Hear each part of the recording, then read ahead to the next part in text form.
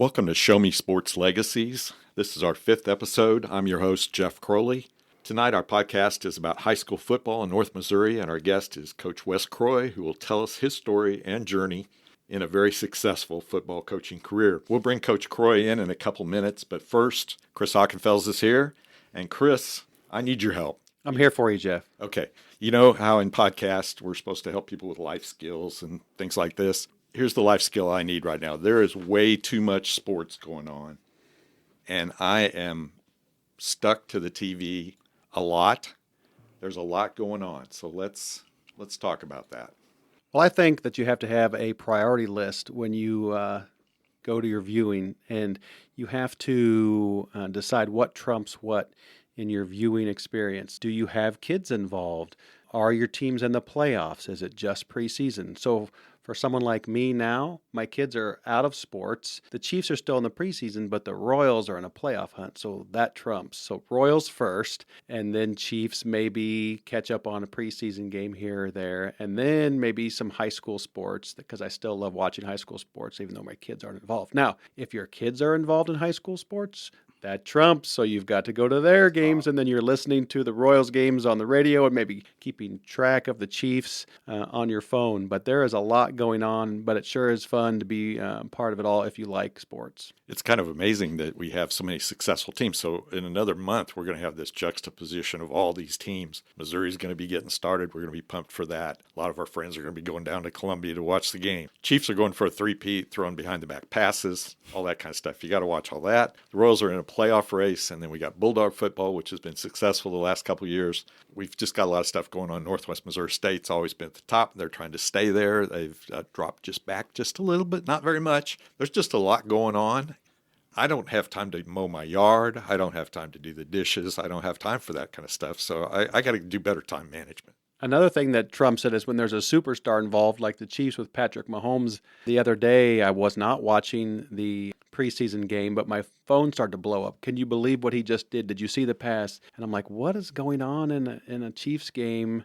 And it was the behind-the-back pass that people have been talking about. Oh, he could do it, and he doesn't practice sometimes, and then he does it in an actual NFL-sanctioned game, even though it was preseason, and completes a behind-the-back pass, of course, to Travis Kelce. So sometimes that news, even though it's preseason, can get out there and spread pretty quick. And you got to watch all of Bobby Witt's at-bats. It doesn't even matter when he comes up. You just got to watch them all during the game. So you got to space out your watching if you're not watching the whole game. And it's getting pretty routine. If he doesn't go 3 for 4, then you're like, boy, what happened tonight? Yeah, what happened tonight? I don't know if I can keep watching this if he's not going to hit 400 for a month. Yeah, he's a special talent too. Okay, well, let's bring our guest in. Wes Croy is our guest. He was head football coach at South Harrison High School in the early 2000s, had 4 successful years there, and came back to his old school, coached from 2005 to 2013, and did some athletic director work, and he's kind of been rumored to be retired, at least for a little bit. We welcome Coach Croy into the program. Hey, glad I'm here. Excited to be here, be a part of this. It's be fun. Love to have you here. Coach Croy, you had a fabulous career at Trenton. You won 56 games. There's only one guy that won more games than you, and his name's on the stadium, C.F. Russell, who had 70 wins. And you won at a lot of places. You were a 1985 graduate at Trenton High School. You played on an MEC championship. Absolutely, yeah. I want you to talk about that because that was the good old days of Trenton High School when we were in there with the big boys and doing things on the football field. Well, it was. We were fortunate enough to have – I started out with Coach Ferguson. Gary Ferguson was my coach when I was a sophomore. Back then, as freshmen, you didn't play high school football. You played freshman football here. We were a big enough school that we had a freshman team. So we came up as sophomores, played for Coach Ferguson. I love Coach Ferguson, respect him a lot. I'm really fortunate I got to spend that year with him. Learned a lot of things I used in my coaching career later on from him. But he stepped down after our sophomore year, and Coach Larry Chapman came in and kind of brought a new energy, new coach, new energy. I'll never forget, this was back in the early 80s, so I walked into the first practice, and we had playbooks. And we had never seen a play, but we were like, what's this? So we knew things were going to be a little bit different when Coach came in, and he set the bar really, really high, really, really quickly. He came from Troy, Missouri. He had a good run there. He coached a kid named Eric Troy that ended up playing defensive end at the University of Missouri. So, he told, hey, I've coached a kid that's at Mizzou right now. So that took Your attention. yeah, that caught our attention real quick. That first year we went 6-3, had a great group of seniors in front of us. We were all juniors. Billy Bob Prindle, Vince Harris, Gabe Barron, Troy Schlegel, Mike Mack. I mean, there were just those kids in front of us were such good leaders and such good guys to play with. We were close. We got second that year, and we came back as seniors, and people kind of wrote us off because we had lost a lot of really good football players. But, the group I was with, we're just one of those groups that we probably were better as a group than we were as individuals. Mike Prindle was a great football player, but the rest of us were just guys. There's nothing special about us. We weren't big. We weren't fast. We weren't necessarily strong, but we just played together. And Coach got us believing in ourselves, and we went on a great run, and that was one of the most successful seasons we had here in a long time. The 79 team with Andy Hill and Brad Perry, Steve Marley, Robert Brinzer, Marty Gooch, they had a lot of success as juniors and seniors, but we kind of had a little bit of a dip, and the town was excited, and we were excited, and the school was excited, and it was just a great year and a lot of great memories. Now, I read a little bit about this. Now, tell us about that white tee. Yeah, Coach came in, and we needed a little bit of motivation. We started out, we lost our first game to Carrollton, and it was 14-12. We probably should have got that one. We kind of let it get away. And Coach came in, and he just started preaching, hey, we've got a lot in front of us. We're going to win the conference because Carrollton wasn't a conference game. We're going to win the conference. And when you do, we're going to get white tees because no one else in this school has a white tee on their letter jacket. The letter is gold. So everybody's going to know you're a football player. Everybody's going to know you're different than everybody else. Don't tell anybody, but we're going to play. We're going to get white tees. And that just became the motto. Every week we'd get a scouting report, and he would say, 4 more games till your white tees, 3 more games to your white tees, 2 more games to your white tees. And it got to where we so badly wanted to accomplish that and get that on our letter jacket.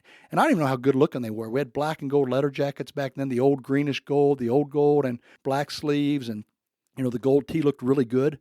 And we had this big old white thing on the other side. But, man, we were proud of them. And if you talk to anybody that is from that group, and there's still some of us around. Bob Berkeybaugh was on that team. He's still in town. Brian Dipburner. You say white tees, and they said, yeah, that's what we got when we won the MEC. And it was a big deal. It said MEC champs on it. Really made us feel special. But Coach was such a good motivator.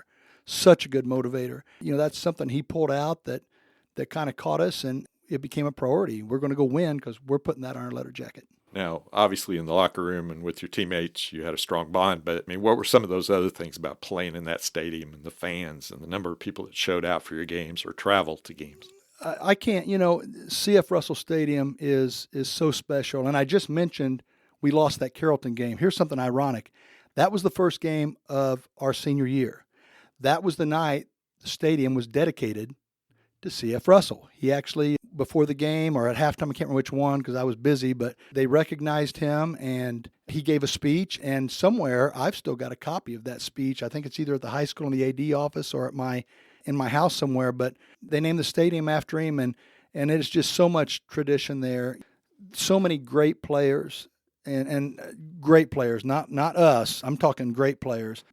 Came through those locker room doors and sat underneath that same stadium. And that's what's really neat. You talk to, when Richard Ashenfelter was alive, he played in that same stadium and went in pregame and halftime underneath that same stadium. My dad and John Hamilton and that 66 team that were the state champions, George Moore, they played in that same stadium and sat under those bleachers in that concrete locker room just like we did. And so when I came back, we weren't dressing there. When I came back, we were dressing in the new Blocks for Growth building. And after the first season, I went to Chris, he was the AD, and I said, he had taken over the AD job, and I said, I want to move under the stadium. And he's like, well, that's where we store everything. And we cleaned all that out and moved our benches in because I wanted our kids to feel the energy when you come out of that door and the cowbells are ringing and the people are lined up. And it's just something that I feel sorry for the kids that didn't get to experience that because it is a special, special thing and something I will never forget coming out there as a player, and I'll never forget coming out of there as a coach because the energy this community and this town brings and our student body brings to Friday nights makes this a really special place, and that stadium is iconic. And when we renovated, I don't know if you remember, what we had to put new doors on. The original door was on the stadium, and we took down that door, cut it, and mounted it above the new door. So the old door that all the past players came out is still there and sits above the new door, which is kind of cool. Here's another neat little tidbit. I know we're on a time thing here, but here's something else about C.F. Russell Stadium that's kind of unique. Up until my junior year when Coach Chapman came in, both teams were always on the far sideline. I don't know who started. I don't know if Coach Combs started that in the 60s. I don't know if it was Coach Riccono. I don't know if it was Coach Russell. I don't know when it started. But growing up, all I remember is both teams were on the far sideline, and they did that so the people in the bleachers, in the stadium, in the covered stadium, didn't have to look over players or through players to watch the game. You know, if you're a young kid and you're taking plays in and out, and you're on the goal line and you're on the opposite end, that's a pretty good run. You better sprint or you're not going to get there in time. But I remember your team box was from like the 25 to the 40. And you could look and the other team was right there on the same sideline. And then when Coach Chapman came, he just wanted to change things up. He wanted everything new. It's a new time. It's his team. And we moved in front of the bleachers, and that's where we still are. But for a long time, for a lot of years, a lot of players, and you're talking about great players, played with both teams on one sideline. Interesting. Okay, so you leave Trenton. Yeah. You go to college. Mm-hmm. What was your path? What did you study in school? What did you know you were going to be a coach? Was that what you were aiming for all along? Yeah, I always knew. You know, I think what was funny, one year at homecoming, Aaron Huffstutter spoke, and he mentioned, you know, because family friend, you know, all the way up through, and he's a few years younger than me, but he mentioned, like, coming over to my house and just seeing spiral notebooks of football plays. They weren't good ones, you know, but, you know, that's all I did. You know, I'd be in study hall and instead of doing my algebra, that's why I can't do math.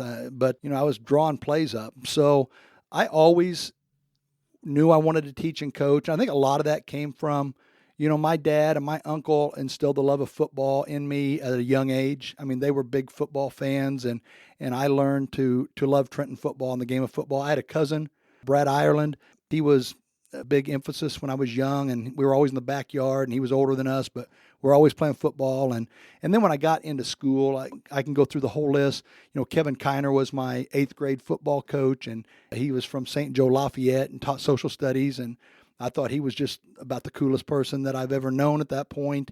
Coach Hurst coached me. Like I said, Coach Chapman, Rick Glidewell, Randy Wepler, Fred Boland, Coach Gary Ferguson. I had so many good people that coached me in the sport of football and also taught me in school. They were a huge influence on me. And when I actually became a coach, I stole stuff from every one of those guys and used it during my coaching career.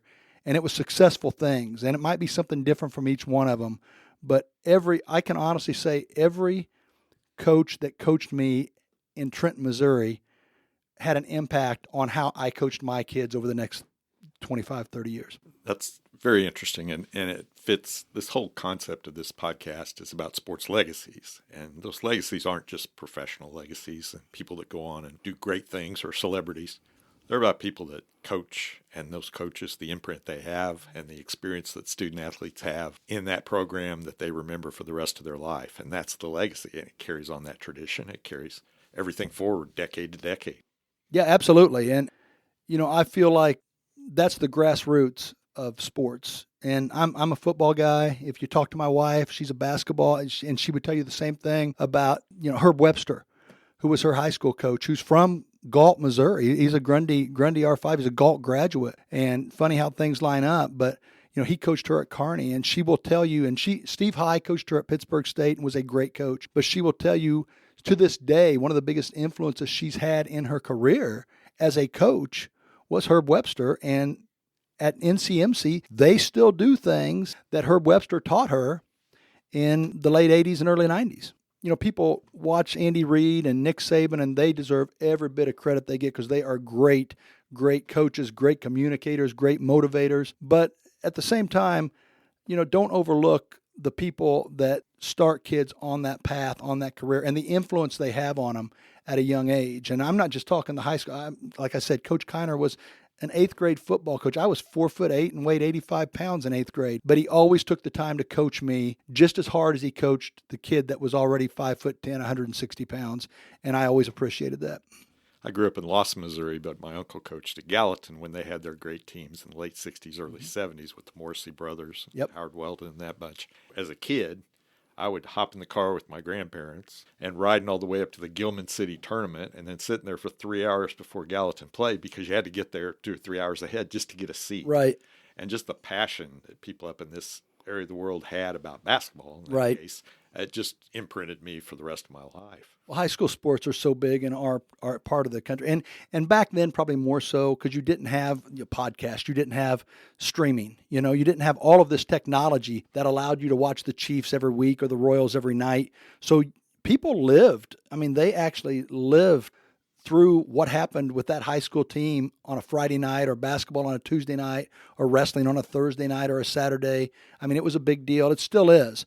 30, 40 years ago, it was the only show in town a lot of times. And I can attest to that because as an outsider coming into town, I grew up in Arizona, played 4A high school football, and thought, well, I played big-time football, and I would come back to Trenton, and Tammy, my wife Tammy, would say, it's different here on Friday nights. You need to come to a game, and I said, okay, I'll go, whatever. And it was different. You walk, just the atmosphere, CF Russell Stadium, the covered stadium, the old dirt track with the lights inside the track and the people lined up on the track to watch the game, standing and watching. It just had a different feel to it. Like all the tradition just showed up on Friday nights for all the kids, and it was a lot of fun to watch and then get to be a part of as a coach and an athletic director. Something I think we probably ought to bring up there too. We're talking about CF Russell Stadium and what makes it special. And this wasn't like a new phenomenon. This was like in the late 80s. I think it's when Coach Pittman actually came. He had the first year kind of, again, rebuilding the program. Travis Mullenix was his quarterback that year, and they were okay. They weren't great. They were okay. They were better, but it set up the 90 season with Kenny Robbins and Brian Grimes and Chris Sharp. A guy named Bob McCracken who played football for Coach Combs. He was on that 66 undefeated state championship team, and he passed away a few years ago. But Bob McCracken started going out and painting our football field. And this is before you didn't have turf and stuff like that. This is when most football fields were just white lines. And Trenton had a big bulldog in the middle and numbers on it and hash marks and all of this stuff. And Bob, as a proud alumnus, we're talking about how important football is in this community to people. Just as a proud alumnus, he took it upon himself to go out and create this beautiful setting for our kids to step into. And what that does, and our people have carried that on. We have a beautifully marked football field. All through my career as a coach to this day, people of the quarterback club go out of their way. Parents go out of their way to go out there on Wednesdays and Thursdays and paint that field. And what that does is it tells the kids that are playing how important they are. You get to play in a big-time mark. It's not like that everywhere. And it also tells the opponents, what are we walking into here? I know it's kind of changed a little bit because people have the turf now and it's permanently marked. But, man, for a long time, and I've coached against Trenton teams. When I was at Bethany, we came to Trenton. It's a tough place to play because we're playing the GRC. Albany was not marked like Trenton. So there was an intimidation factor there as a visiting team. That's great. There were times Lawson came up here and visited, and I had friends that would come up, and they were always impressed. The look of things and the feel of it, and they felt like they were at a big-time game, and it was an important game usually because Lawson had good teams. Absolutely. That was Bob McCracken. Sometimes you forget about people, but I don't think we should forget about he started this thing, and it's his legacy that this thing's still painted and looks like it does. Like I said, he was a great player, played on a great team, played for Coach Combs, who, you talk about CF Russell, but Coach Russell is the greatest coach to coach here. But Coach Combs is a great football coach, Hall of Fame football, great football coach, and won a state championship at Joplin Parkwood later on. Bob was he was one of his kids. It just meant something to him. So he wanted these kids here to feel special, and that tradition is just carried on. That really does have an impact on kids. Talk about a player or somebody that got the most out of their talent, somebody that just did everything the way you were impressed the whole time. Okay, can I talk about three? Because three just popped into my head. Okay. When I was at Maysville, I had a kid named Jerry McPhee, and Jerry was 5'0", 140 nothing, and he was quick but not fast, and he ran for 1,800 yards on a state quarterfinal team. with a school that hadn't had any success for a long time. Now, there was nothing special physically about Jerry McPhee. Nothing special physically about Jerry McPhee. But he had as much desire to be great as any person I've ever coached, as much heart as any kid I've ever coached. So that's the first kid that just pops into my head, like, get the most out of your talent. The second one is, and we all remember the 07 team, and everybody remembers DeAndre Van Devener, and one of the most talented kids I've ever coached, a good worker, a good kid, a great player. There was nothing wrong with Andy Van Devener's work ethic. He earned everything that he was rewarded. I mean, he had a great work ethic. But people forget the kid that was next to him in the backfield. Scott Stevens was another kid that wasn't blessed with great size. He wasn't blessed with great speed. He wasn't slow by any means. He was quick, a lot like Jerry, but he just had this desire to be great, and he was a great teammate. Scott would do whatever we asked him to do, and there were nights where Andy would carry the ball 30 times, Scott would carry it 15, but you're going to get everything you got out of those 15 carries. He was going to give you every bit of effort that he could muster in his body. So there's another kid that I always look at, and I'm so proud of him because he had a good career as a coach at Brookfield. He's now the athletic director at Brookfield, and he's done so many great things. Went and played at Truman State, walked on and played. He's done so many great things in his career, and he's got a lot of career left. I hope he's not done coaching because I think he's a great coach. I think if the money thing would ever work out, it would be great for him to get back into coaching because he's such a good person. And then the third person I want to talk about, and this kid's really special to me for a different reason, Ethan Bunnell. Now, when we had that really good team in 07, Ethan started the season as our quarterback. He played the first 3 games as our starting quarterback. We just felt like we needed to make a change. He was a junior. I didn't feel he was explosive enough to play quarterback. I was probably wrong, but we made a quarterback change there. And for the rest of the year, Ethan didn't play all that much. He held on extra points and played special teams and played a little bit of defense, but his role really got cut. And he could have had a lot of animosity and well, I'm not going to play for that guy or I don't really care if I play next year. He came out as a senior, and I didn't start him the first 2 games as a senior. I was like, we're going to go with a younger kid, try to get some experience, so we're going to be, solid at quarterback for the next couple of years. And we started out, I think, 0-2, and I go up to Ethan, I say, hey, I'm going to move you back to quarterback. He didn't say, well, why are you moving me now, or, about time, or why did you ever bench me in the first place? And he went on to have one of the best years of any kid I can ever remember playing for me. And again, there was nothing special about Ethan. He couldn't run out of town in 3 days with a wind blowing behind him. But he was just a kid that hated to lose. He was driven. He was a great teammate. He was a great leader. He had a great season, led us to we upset an undefeated Lawson team at Lawson in the first round of the playoffs that year. And he was probably the biggest reason why, surrounded by great teammates. But he was the leader of that team. Just for him to not give up and not throw in the towel and not be, angry or have animosity, for him to come back and say, okay, hey, yeah, I'm your quarterback now. And he went out and had just a monster year. And I'm so proud of him for that. And he's another kid that's in education. He's the athletic director at Grundy R5. To me, it's not a coincidence that a lot of these kids that just drain their ability, like they use every bit of talent that they've got in their body, go on to become coaches and teachers and educators because it's kind of just built into them. That Lawson game was the rain game. Oh man, it was the accidental onside kick game. I got way too much credit for that.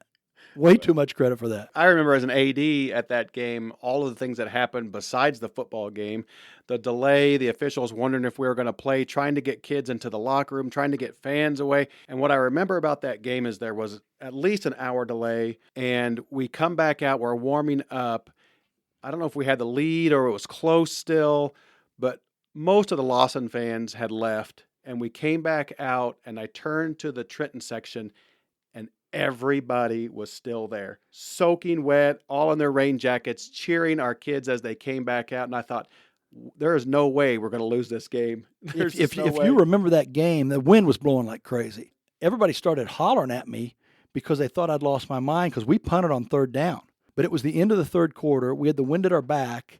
And I knew that if it got to the 4th quarter and we punted, it wasn't going to go past the 50-yard line. So I chose to quick kick it on 3rd down at the very end of the quarter. Dylan Robinson punted the punt of his life. I don't know where it came from, but he hit it and he got a roll. They didn't have anybody back because why are we punting at it? Why are we quick kicking on third down? In the third quarter. In the third quarter, and that thing rolled down to about the 10-yard line. We flipped the field. We flipped sides. We were able to keep them on their end of the field and ended up scoring on a pass from Bunnell to Ryan Wade, and that gave us the lead, and we held on from that point. What's your favorite play? Outside veer. Okay, hey, the last 2 years when I've helped at Trenton, I've called the offense. Now we're in the gun and we do this stuff and all this. It looks like we're, it's what the kids see on TV. Hey, we're in the gun now. We must throw the ball. We really don't. But my favorite play, hey, put me in split backs and we're right 14. We used to flip-flop our line. Right 14, it was our fullback off tackle running outside veer with our quarterback reading it. And when you get a kid like Bunnell or Derek Miller or Bo Reinhardt at Maysville or Cole Leesenby, Barrett Wright, those guys at South Harrison, you get a quarterback that's got a little magic in him.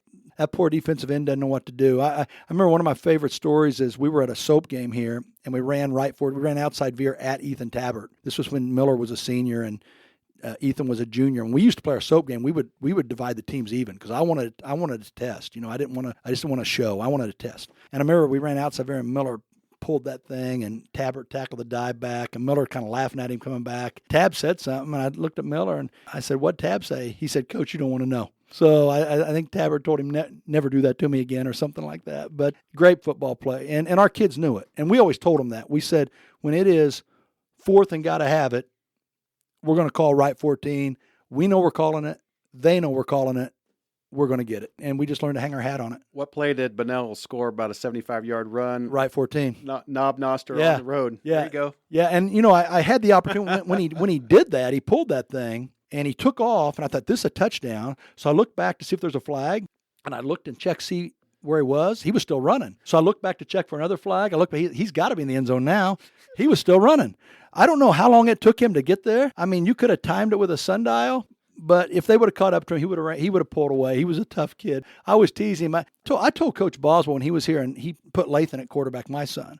And I said, "You've done the impossible. You might have found a quarterback slower than Ethan Bunnell." This is an aside, but I think, if I'm not mistaken, Scott Stevens should be in the hot dog derby race. Oh, man, yeah. That's classic. Royals. And I don't go to a lot of Royals games, but I was at that Royals game, and I saw Scotty and Charlie Bacon in the tunnel and getting ready to run that when I was getting concessions, and they said, "We're in the hot dog derby." And I said, "Well, good luck. This ought to be fun." And then the craziest thing happened, and Scotty Stevens will forever be part of Royals lore and the hot dog derby. Hey, I want to make one more quick thing. We've talked about Maysville, and we've talked about South Harrison. Of course, we talked a lot about Trenton. I just want to give a shout-out to Schuyler County. It's where I started my career. I don't know why they hired me. I think that's where two fools met, them for offering me and me for taking it because they were like on 0-27 losing streak when I came in. And that first year I coached them to a 37-game losing streak. We didn't win a game. They gave me a chance to grow. Kenny Sparks was my athletic director there. I will forever be indebted to him for the patience he had with me and for that community, for the patience they had with me and really let me learn how to be a football coach. I spent 2 years at Kearney as an assistant after that. I don't get to where I ended up without every stop I took on the way, and every stop was special. Every stop I was fortunate to have great kids and great admins and great support everywhere I went. And I don't know if that's an oddity in the coaching industry, but I never coached at a bad place, and I never had bad admin support. That's excellent. And Chris, when we talked about Wes coming here, I thought we'd be ready to suit up at the end of the session, and that's kind of the way I feel. Your passion is still there. You haven't lost any of that, and that's really fun to listen to you talk about the kids and the people. And I've got one more thing to add, too. Whenever I think about Wes, I think about all the football memories and the plays he's talking about and the ones I got to be a part of. But also, to compliment Wes on when I was athletic director, we were trying to get into a conference. And Wes and I went to a lot of meetings over about an 8-year stretch. Every opportunity, we would write letters to different conferences, visit those conferences. All the while, we would schedule different conferences and travel as far as California and Illinois, Missouri town of California, but the state of Illinois, to try to pick up games. And finally, I want to kind of pass the torch off to Wes as AD. We did get into a conference, and that was a lot of work that Wes and I did. And then Wes on the tail end to get us in to the GRC. And I think that's benefited our kids. So that's another legacy that Wes leaves behind, not only for the football part, which he should be known for, but the AD part where he helped us and carried us into a conference for the first time in 30 years at Trenton. I mean, I got lucky, though, because honestly, the GRC came along at the right time, and I had a lot of GRC ties. I'd been there for 4 years at Maysville, been there for 4 years at South Harrison. It just seemed like everything met up the right time, the right place, and very fortunate. And it's been a great conference for us, and I think it's going to be a great conference. Brookfield and Marceline are coming in, and it is going to keep establishing itself as one of the best small school athletic conferences in the state of Missouri. Okay, well, we've had a guest in the studio, and she's been taking notes, listening to her brother talk, and we now welcome Dr. Jill Watkins into the podcast. What was it like growing up around this guy? I mean, was it all football all the time? Did he coach you in sports that you were involved in? Did he have ideas about how you could do better?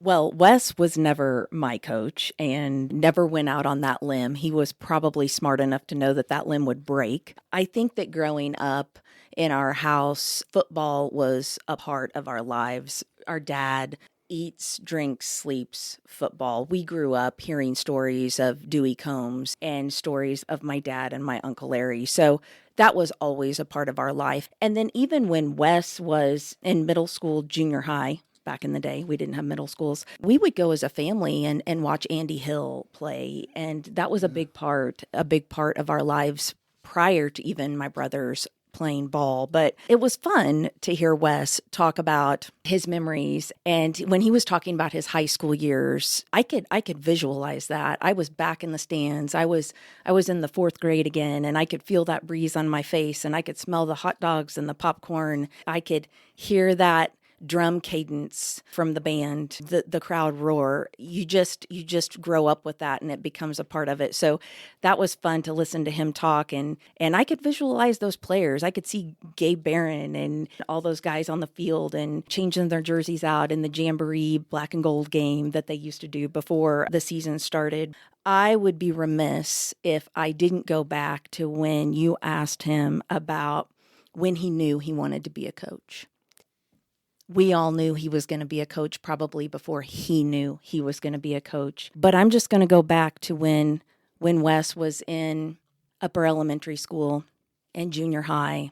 He would spend hours playing a game called electronic football. You know, they say in life you die twice. Once when your body gives out, and once when people quit talking about you.